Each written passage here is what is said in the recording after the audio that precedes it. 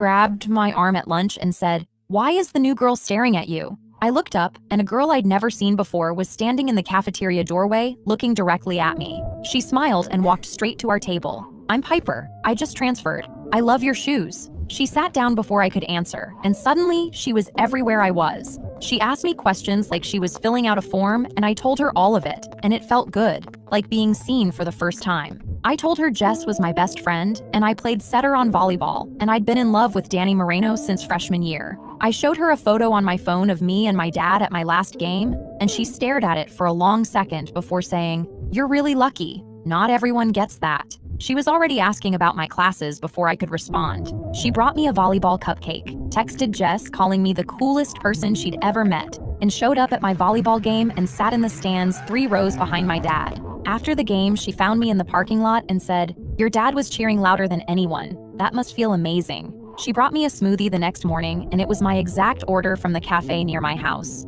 I hadn't told her my coffee order. Jess was standing right there and said, "How did you know she gets that?" Piper laughed and said, "Lucky guess." And Jess looked at me for a second, like that was weird, but we both let it go.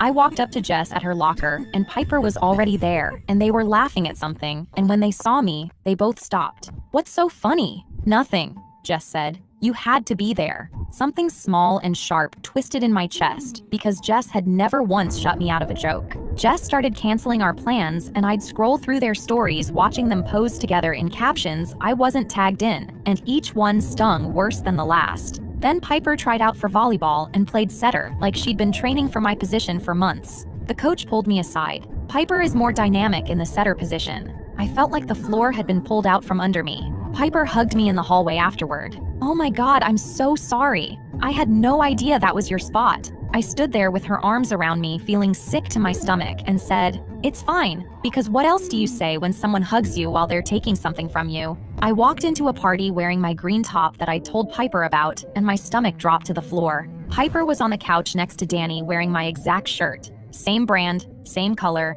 same cut. She was leaning into him, and he was looking at her the way I'd spent 2 years waiting for him to look at me. Something inside my chest closed like a fist, and I stood against the wall all night holding a cup I never drank from. Danny came over to get a drink, and I asked how he and Piper started talking. He shrugged and said, "She just knew stuff about me. Like she knew I was into cars and that I want to go to state and that my dog just died. I don't even know how she knew about the dog. I knew exactly how, because I told her all of it." My phone buzzed in second period with a screenshot from a girl on the volleyball team. "Did you actually send this?" A text from my number calling the entire team talentless. I stared at it, and my blood ran cold. I had never written those words. Then Jess's name with a screenshot calling her desperate. Danny's name with a text saying I only liked him because I felt sorry for him. My phone kept buzzing, and each notification felt like a punch because by the time I could start explaining, the entire school had already seen every screenshot. I found Piper between classes and grabbed her arm. "I know you did this."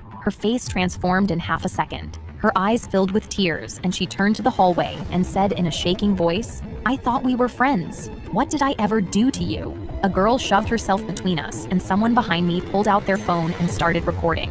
I stood there with my hand in the air, watching Piper walk away, sobbing into Jess's shoulder while the hallway stared at me. I have never felt more humiliated in my life. I scrolled through my feed, and every other post was a screenshot of my face with captions like, "Imagine bullying the new girl." And someone had turned me into a meme, and my hands were shaking so hard I dropped my phone. Jess called me and didn't say hello. I can't be friends with someone this toxic. She is stealing my life, Jess. She asked me every detail about myself, and then she took every item on it. Nobody is stealing anything. Piper is just better at things than you. She's a better volleyball player, she's a better friend, and Danny likes her more than he ever liked you. That's not theft. That's life. Don't call me again. I sat on my bed after she hung up, and I felt like someone had reached inside my chest and ripped something out. Every friend I'd had since middle school stopped talking to me. Girls I'd known since 5th grade looked at their phones when I walked past. My lab partner asked the teacher to switch groups. I had never felt so alone in a room full of people in my entire life.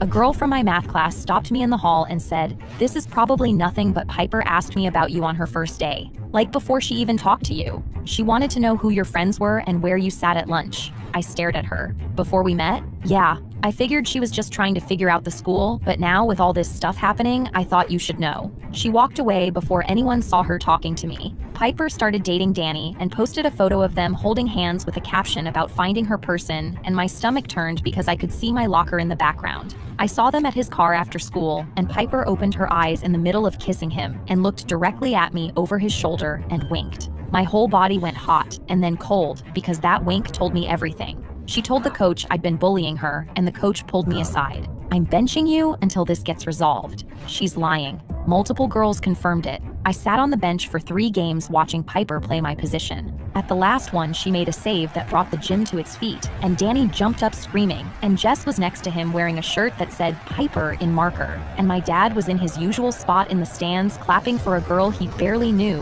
while his actual daughter sat on the bench in a uniform she wasn't allowed to use, and I had to dig my nails into my palms to keep from crying. Then Piper started coming to my house. She told Danny my parents had invited her to dinner and they were too polite to say she hadn't been invited, so my mom set an extra plate. She sat at our kitchen table and complimented my mom's cooking and asked my dad about his job and laughed at his jokes, and he said, "Why can't you bring around friends like this more often?" I sat across from her watching my own father beam at the girl who was destroying my life, and I felt something dark and heavy settle in my stomach. She came back twice more. She brought flowers for my mom. The second time, she walked straight to the bathroom without asking where it was. My mom looked at me. I looked at my mom. Neither of us said anything. She asked to see old photo albums, and I didn't know how to say no without looking crazy. So my mom pulled them out, and Piper sat on the couch flipping through pages of my childhood with an expression I couldn't read. She stopped on a photo of me at age 3 sitting on my dad's shoulders at the beach, and her fingers pressed into the page, and she stared at it for so long, the room got quiet. "Must be nice," she said. "Growing up like this." She said it with a smile, but her eyes were flat and cold, and something about the way she was looking at my father in that photo made the hair on my arms stand up. After she left, I found my mom cleaning up the kitchen and said, "Is it weird that she's always asking about Dad? Like she laughs at everything he says and keeps finding excuses to sit next to him." My mom dried a plate without looking at me. "She's just being friendly." "It doesn't feel friendly. It feels like she's into him." "She's 16. I know. That's what makes it creepy." I stayed up writing a post with IP addresses proving the fake texts didn't come from my phone. Piper posted a video of herself crying about harassment, and my post vanished under a wall of hearts, and I sat on my bedroom floor and felt something inside me go quiet, because proof didn't matter. The principal called me in and gave me a formal warning for cyberbullying, and I walked out shaking with anger because the one adult who was supposed to protect me had just told me my evidence was irrelevant. I was eating lunch alone in the library when I noticed Piper's Instagram only went back 4 months. I traced an email from one of her comments to a second account with no profile picture and one following, which was mine. I opened it and my hands went cold. The account had been following me for 4 years, with every photo I'd ever posted saved. But the folder with the most screenshots wasn't my friends or my parties. It was every photo I'd ever posted of my dad. My dad in the stands at games. My dad helping me with my serve. My dad and me at Christmas. Dozens of photos of a man she had never met. My skin was crawling because I had been right about her and my dad, and this was so much worse than I thought. She hadn't just been flirting with him at dinner, she had been obsessed with him for 4 years. I showed Jess the account, and she looked at my phone for 5 seconds. "You made a fake account to frame her." I showed Danny, and he pushed my hand away. "Piper told me you'd do exactly this." He walked away, and I felt something crack inside me because she had told every person exactly what I was going to do before I did it. Becca from English found me in the library. "I don't think you sent those texts. The language didn't sound like you." "I didn't send them. She faked all of it. I believe you. But she's telling everyone that anyone who talks to you is next. I just can't." She left, and I felt the last flame of hope go out because even the one person who believed me was too scared to help. Piper bumped me in the hallway, and while picking up my books, she whispered, "Nobody is ever going to believe you. I took your friends, your team, your crush, your reputation, and you have no idea what I'm actually here for. You have no idea what you have that should have been mine." She squeezed my arm and walked away. I stood there holding my books, and I felt completely empty because she was right, and nobody was ever going to believe me. I went home and cried until my face was so swollen I could barely see. My mom knocked and wouldn't leave until I opened the door. I told her everything from the first day to the burner account to the folder of photos of Dad. Mom, I think she's obsessed with him. Like, actually obsessed. She has 4 years of his photos saved. She sat very still and listened to every word. What's this girl's last name? Lane.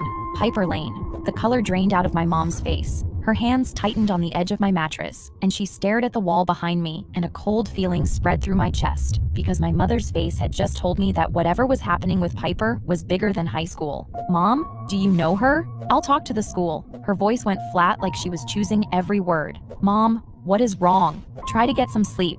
She left my room, and I pressed my ear to the door and heard her on the phone speaking too quietly for me to make out a single word. I came home from the library, and the front door was unlocked. My mom always locked it. I pushed it open, and a chemical smell hit me so hard my eyes started watering and my throat clenched shut, and I could smell gasoline everywhere. I pulled my shirt over my nose, and my heart was hammering because gasoline in a house means one thing. The carpet was dark and wet. The couch cushions were soaked through. The curtains were dripping. Piper was standing in the middle of the living room, holding a lighter in her right hand and staring at our family photos on the wall with a face I had never seen on her before, completely still. No tears, no performance, no audience to play to. What are you doing?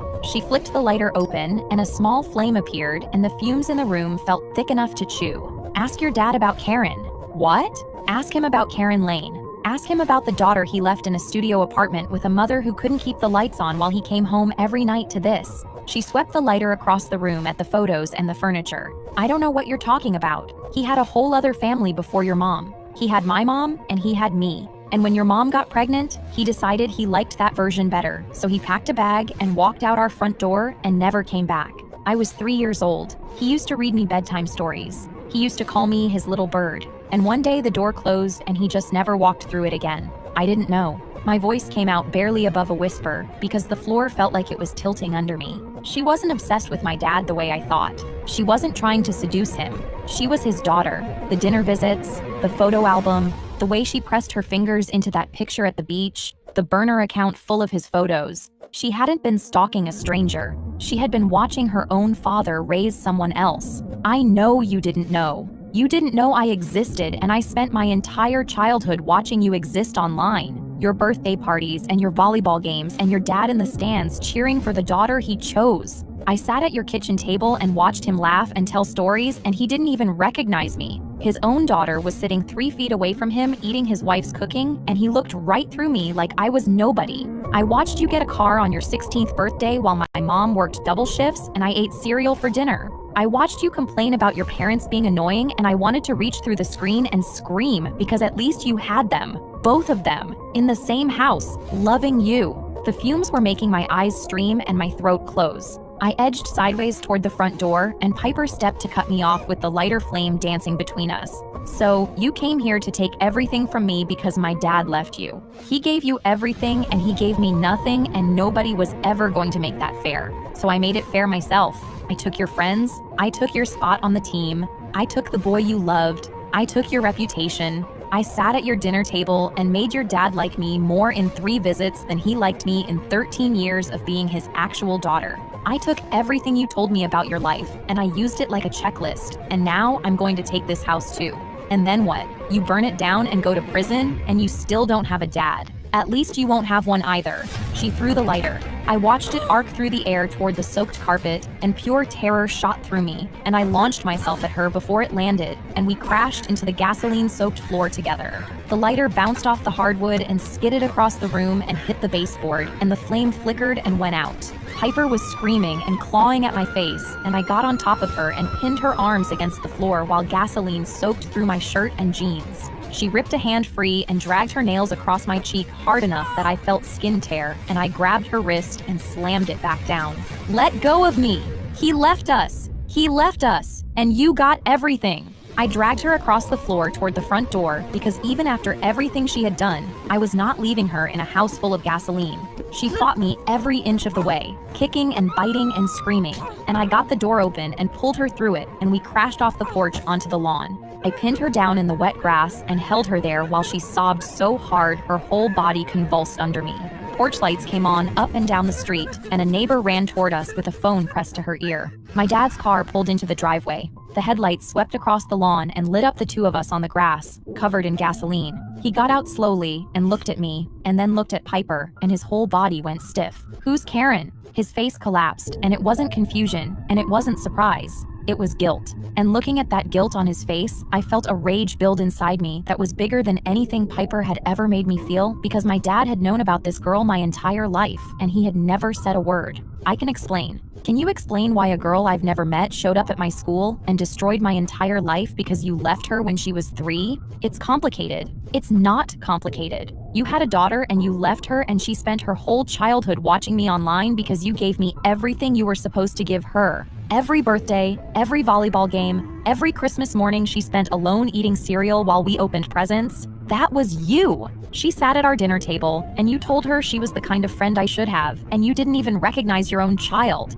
And then she showed up at my school and took everything I had because she thought it should have been hers. And honestly, she's not wrong." Piper was on the ground, sobbing so hard her whole body was shaking and her face was pressed into the grass. My dad looked down at her, and his mouth opened and closed and his eyes went wet, and watching him look at her like that made my chest ache because he was seeing his daughter for the first time in 13 years, and it had taken a gasoline fire to make it happen. The cops came, and 2 officers walked across the lawn and pulled Piper up off the grass and put her in handcuffs, and she screamed the whole way to the car, and I stood there watching, and I didn't feel relief or satisfaction or anything close to it. I just felt tired. My dad stood in the driveway with his arms hanging at his sides and didn't say a single word. The firefighters told us the whole first floor would have gone up in seconds if that lighter had landed on the carpet instead of the hardwood. My mom pulled in behind the fire truck and saw the firefighters and the cops and my dad standing alone by his car, and she looked at him and he looked at her,